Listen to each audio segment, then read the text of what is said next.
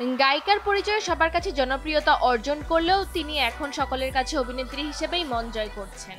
কিন্তু মজার ব্যাপার হচ্ছে তার ক্যারিয়ারের যাত্রা শুরু হয়েছিল মূলত শিশুশিল্পী হিসেবে ডিজনি স্টুডিওর সিরিজে অভিনয় করতেন তিনি। এজন্য একটা সময় সেলেনাকে ডিজনি গার্লও বলা হতো, কিন্তু সময়ের সাথে সাথে গানকেই আপন করে নিয়েছেন তিনি।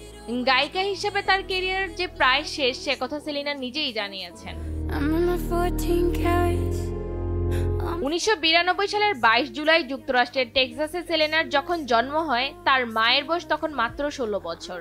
তার নামকরণ হয় প্রখ্যাত গায়িকা সেলেনা কুইন্তানিল্লা পেরেজের নামে। পারিবারিক দিক থেকে ছোটবেলা থেকেই বেশ কষ্টে বড় হন তিনি। মাত্র 5 বছর বয়সেই মা বাবার বিচ্ছেদ হয়ে যায়। এরপর সেলিনার মা কষ্ট করে তাকে লালন পালন করেন।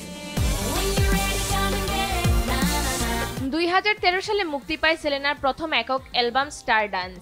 2015 ও 2020 সালে আসে আরো দুটি অ্যালবাম রিভাইভাল ও রেয়ার। অ্যালবামগুলোর মধ্যে come and get it, good for you, same old love, lose you to love me সেলেনাকে বিশ্বব্যাপী খ্যাতি দেয়। চলতি বছর তার শেষ একটি অ্যালবাম মুক্তি পাবে।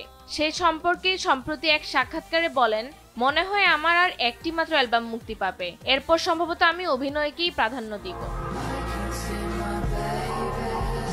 গত 18 মে সেলিনার ছবির প্রিমিয়ার হয়েছিল 77তম কান চলচ্চিত্র উৎসবে। এমিলিয়া প্যারেজ নামের সিনেমাটি প্রিমিয়ার শেষে পুরো টিম 9 মিনিট স্ট্যান্ডিং ওভেশন দেয়। এমিলিয়া প্যারেজ ছবিতে সেরা অভিনেত্রীর পুরস্কার পেয়েছেন তিনি। এরপর ইনস্টাগ্রাম স্টোরিতে কান চলচ্চিত্র উৎসব এবং জুরি বোর্ডকে ধন্যবাদ জানিয়ে পোস্ট করেন সেলিনা।